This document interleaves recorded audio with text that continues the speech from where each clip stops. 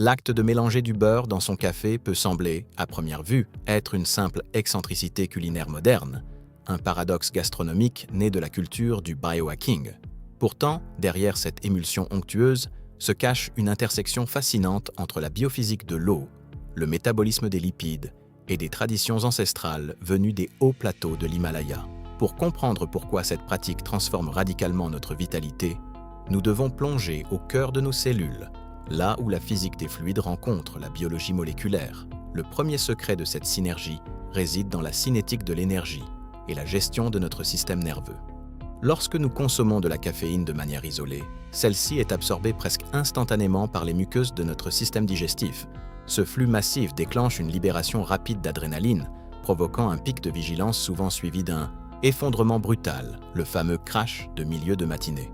L'introduction de graisses saturées de haute qualité, comme celles issues d'un beurre de pâturage, modifie radicalement cette dynamique. En créant une suspension de gouttelettes lipidiques microscopiques, le corps traite la caféine de manière beaucoup plus graduelle. Les graisses agissent comme un véhicule à libération prolongée, encapsulant les molécules de caféine pour les libérer avec une régularité métronomique. Il en résulte une clarté mentale stable, une absence de nervosité et une endurance cognitive qui s'étend sur plusieurs heures, évitant ainsi les montagnes russes hormonales du café noir traditionnel. Mais ce n'est que la surface d'un phénomène bien plus profond et mystérieux. Le véritable prodige, soutenu par des recherches universitaires en biophysique, se situe au niveau de la structure même de l'eau, un domaine que la science commence à peine à cartographier. Dans notre corps, l'eau n'est pas simplement un liquide passif ou un solvant inerte. Elle existe sous une forme particulière, souvent appelée quatrième état de l'eau, ou eau structurée, à l'interface de nos membranes cellulaires. Ces membranes sont composées de phospholipides, des graisses qui interagissent avec les molécules d'H2O pour les organiser en une structure hexagonale ordonnée. Pour que nos mitochondries, ces minuscules centrales énergétiques logées au sein de nos cellules, puissent produire de l'ATP, la monnaie énergétique de la vie, l'eau doit impérativement subir cette transformation structurelle. Habituellement, notre organisme dépense une quantité d'énergie métabolique considérable pour chauffer et réorganiser l'eau ingérée afin qu'elle corresponde à cet état cellulaire. C'est un processus coûteux en ATP. En utilisant un mélangeur à haute vitesse pour émulsionner le beurre dans un café chaud, nous réalisons une prouesse de physique mécanique. Nous créons des micelles, de minuscules sphères de gras entourées d'eau. Ce processus de mixage à haute température imite la tension superficielle et la structure des fluides présents dans nos tissus. En d'autres termes, nous préstructurons l'eau avant même qu'elle ne franchisse nos lèvres. Cette forme de prédigestion biophysique économise nos ressources internes, permettant à l'eau de pénétrer presque instantanément dans le milieu intracellulaire, sans effort de conversion de la part du corps. Au-delà de la structure de l'eau, l'impact de cette émulsion sur notre métabolisme s'explique par la nature spécifique des acides gras présents dans le beurre de pâturage.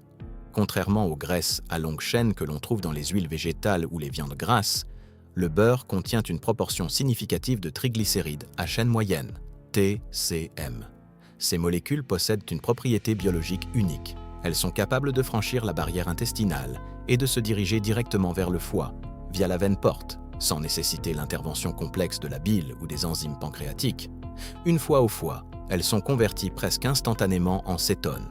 Ces corps cétoniques constituent un carburant alternatif et privilégié pour le cerveau, capable de traverser la barrière hémato-encéphalique plus efficacement que le glucose. En combinant ces graisses rapides à la caféine, on crée un état de double poussée énergétique où le neurone reçoit simultanément un stimulant et le substrat nécessaire pour alimenter son activité accrue.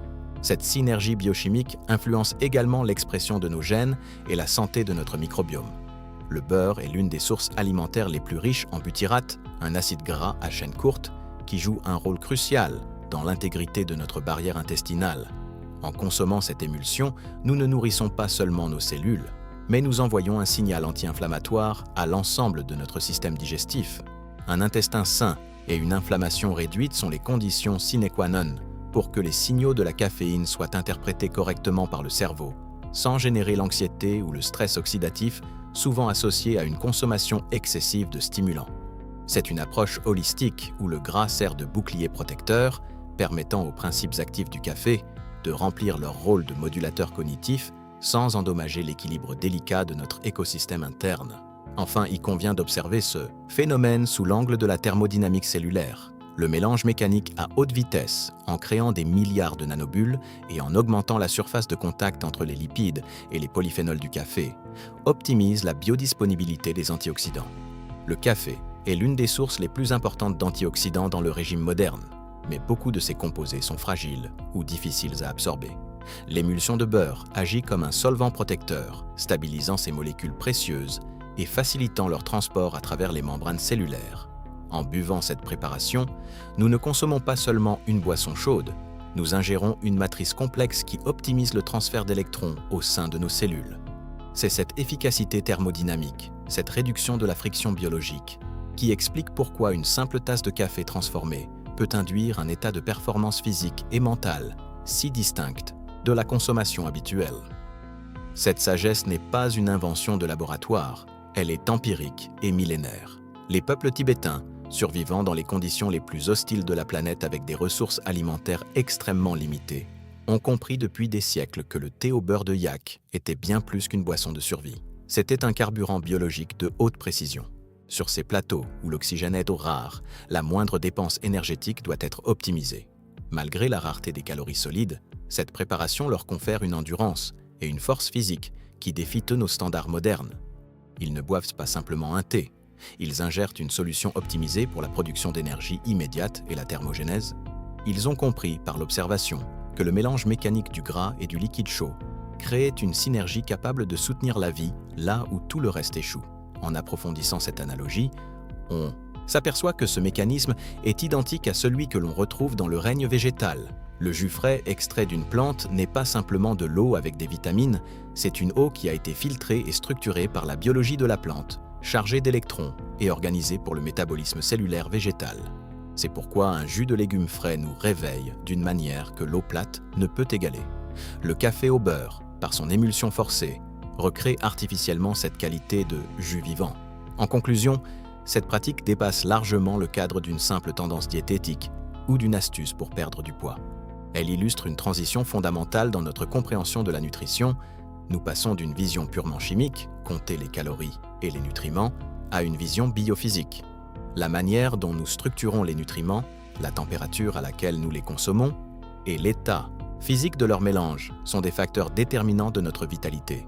Le café au beurre devient alors un outil de bio-optimisation, une invitation à percevoir notre alimentation comme une ingénierie complexe destinée à fluidifier la vie au niveau moléculaire. En alignant la structure de ce que nous buvons avec la structure de ce que nous sommes, nous offrons à notre biologie la possibilité de fonctionner, enfin, à son plein potentiel.